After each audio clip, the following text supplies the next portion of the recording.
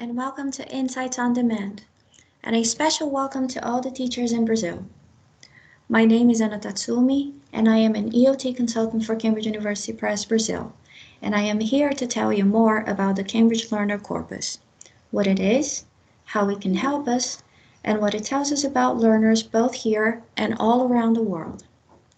Now, this talk will showcase extensive data from Brazilian learners.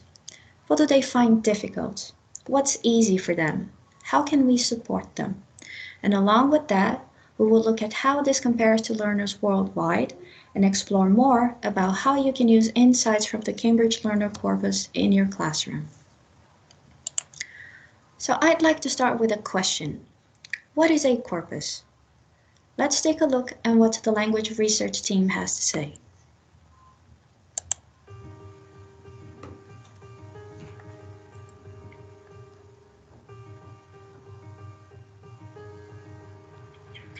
Imagine you had a question about language. Perhaps you could ask your friend, but what if their answer was different to yours? Maybe you could ask everyone in your town, or maybe you could ask everyone in your country. This is the basis of corpus linguistics. We analyse huge collections of language to find out how it behaves and how it works. We use the corpus in two ways. So first, to find out how English is really used, and second, to find out the language support that our learners really need.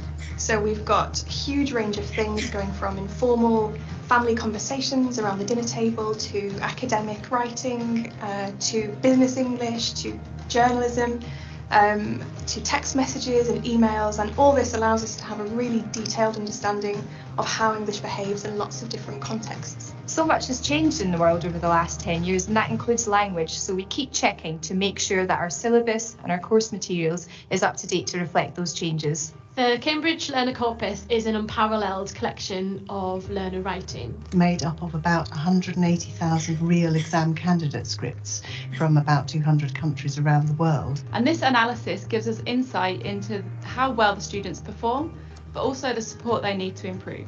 We use the corpus to supply the language that learners need to fulfil their ambitions and potential.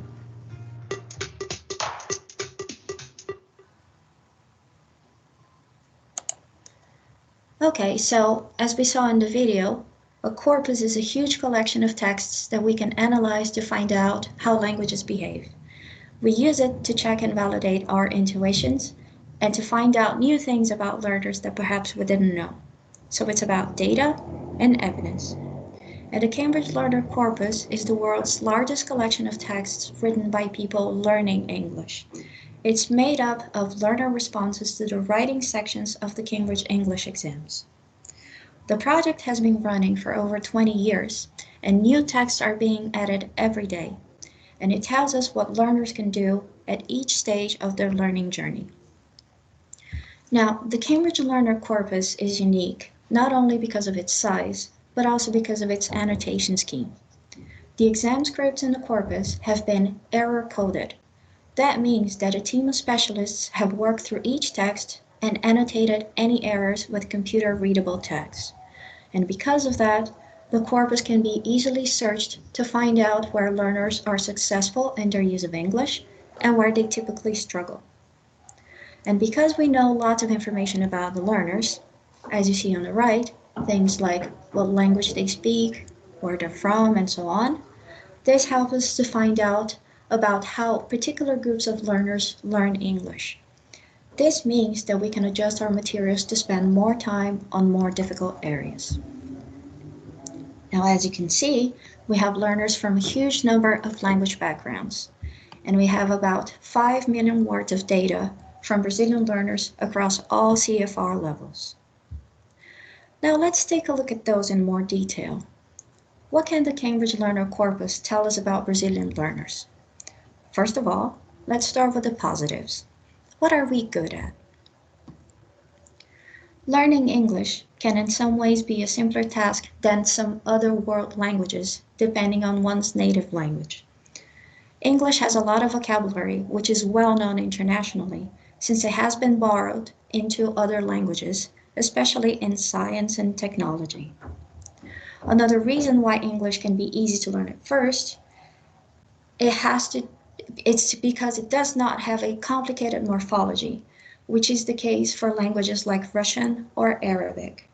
And its alphabet is also well known internationally compared to, let's say, Chinese or Japanese characters. Now, Portuguese shares a lot of common vocabulary, for example, with Latin, though these words are not necessarily spelled the same and may be what we call false friends. Now, finally, comparing learners with those from around the world in general, we can see that, for example, Brazilian learners have fewer missing determiners and fewer missing prepositions. Now here we can see errors typically made by Brazilian learners more than other learners around the world. The overuse of the word located, in front of instead of opposite, generous with instead of generous towards, the non-use of pair of before shoes, and the use of fruits instead of fruit. Now, there are other errors Brazilian learners make in these broader categories, but these ones present a particular problem to them due to L1 interference. Now let's have a look at grammar. First, let's see grammatical errors made by Brazilian learners. Now, the top error category overall is wrong preposition. Prepositions are frequent and occur in lots of contexts. They have to be learned as part of chunks or collocations together with their accompanying word, which can be a noun, a verb, an adjective, or an adverb. The accompanying word is shown in bold. Now, the top tense error is instead of was, although this may be due to more specific patterns such as conditionals or reported speech. Now, English grammar has some complexity with the use of gerunds and infinitives, and we see some verb form errors where it is not clear if we need the infinitive or gerund or sometimes the verb base form. Now, because Portuguese is a language that drops pronouns, Brazilian learners sometimes omit the subject and the object pronouns. The second kind of error we can look at is vocabulary errors. Now, these become more prevalent for higher level learners as they don't make as many grammatical mistakes, but continue to use the wrong words of various types. The most common of these is the use of wrong verbs. These can be simple, light verbs used in a collocation or phrase like make a phone call. Wear clothes is another pair. Forget something in a place is a bigger pattern. Sometimes has is used instead of is, perhaps because there is in Portuguese uses the verb have. Now, as well as wrong verb choice, we also see a lot of confusion between nouns.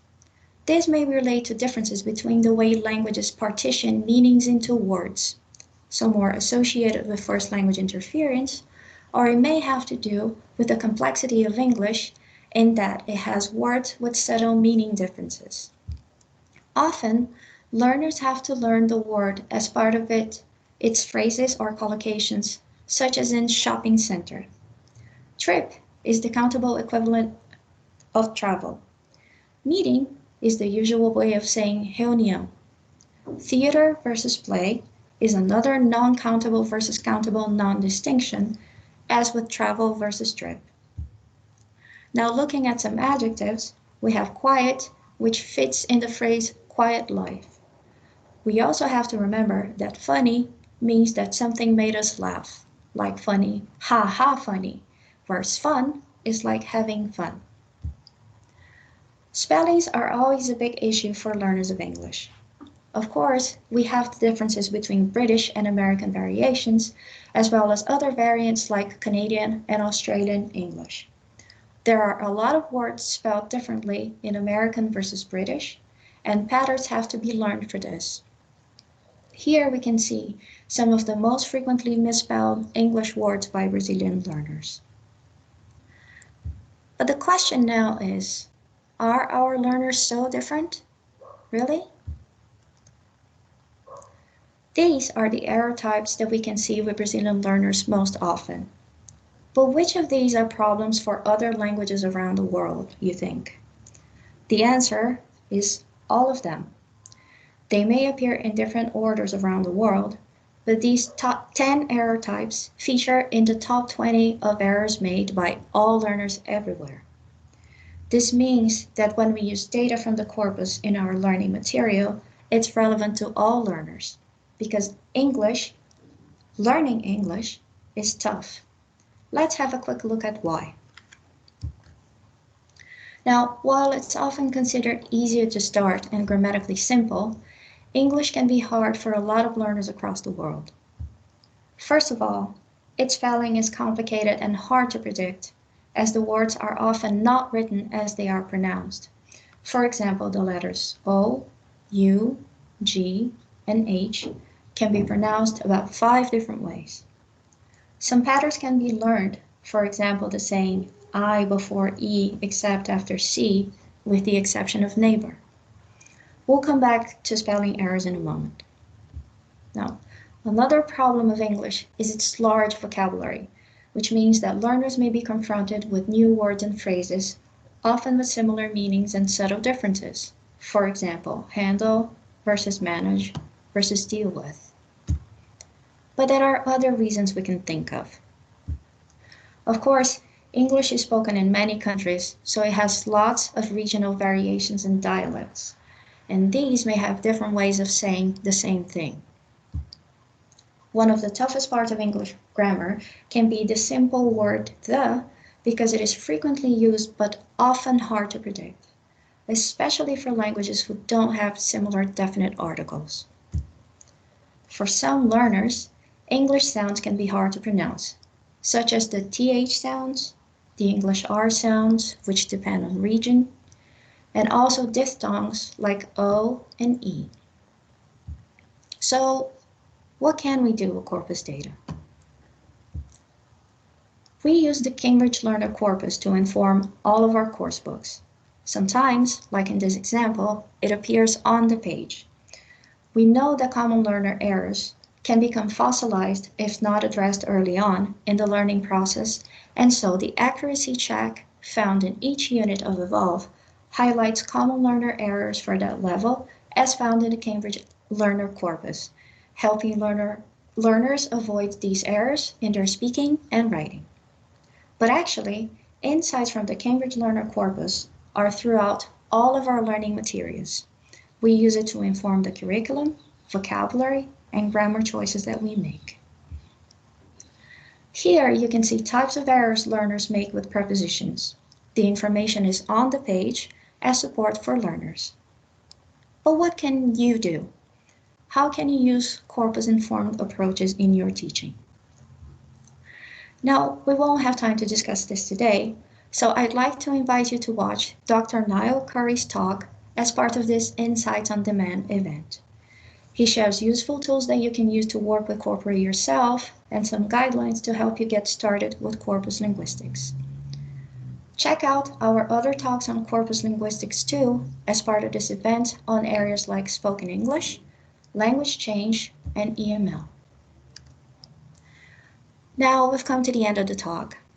If you have any further questions or comments that we haven't addressed in the chat box or comment thread, please head over to the event Padlet and leave your question there. Thank you so much for watching. Bye.